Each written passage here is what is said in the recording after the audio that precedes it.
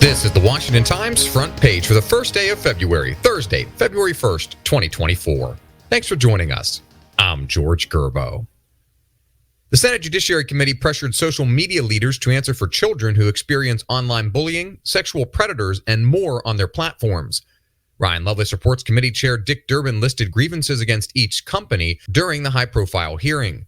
He said Discord was used to abuse children, Meta enabled a network of pedophiles, Snapchat's disappearing messages were used by criminals, TikTok was a platform for predators, and X has growing child sexual abuse material on its platform. The CEOs of those companies pledged to do more to protect children from online harm, including through new tools, dedicated personnel, and more spending. The heads of the FBI and Cybersecurity Infrastructure Security Agency told lawmakers their agencies have thwarted Chinese government-linked efforts to hack critical U.S. infrastructure. Alex Miller reports FBI Director Christopher Wray and CISA Chief Jen Easterly gave the testimony to the House Select Committee on the Chinese Communist Party, which focused on efforts to hack into critical U.S. infrastructure such as power grids, bridges, and water supply systems. Committee Chairman Mike Gallagher said China and a community of state-backed hackers have spent 20 years planting malware into the technology that controls infrastructure with the intent of sowing mass chaos.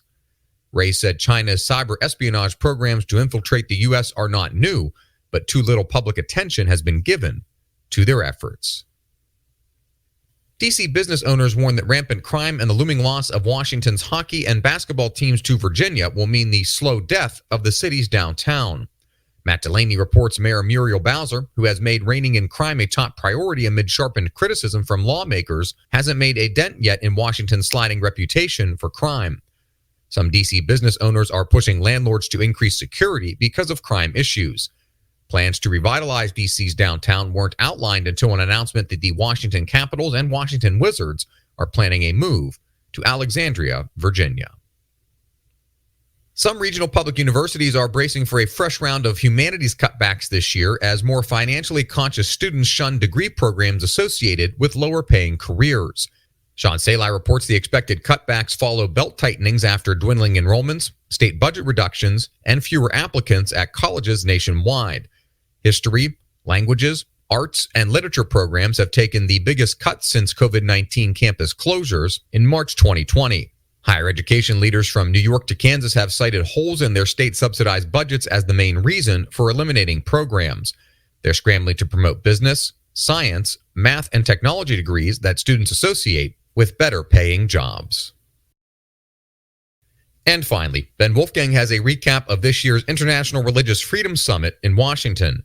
The summit featured remarks from various international and U.S. religious and political leaders.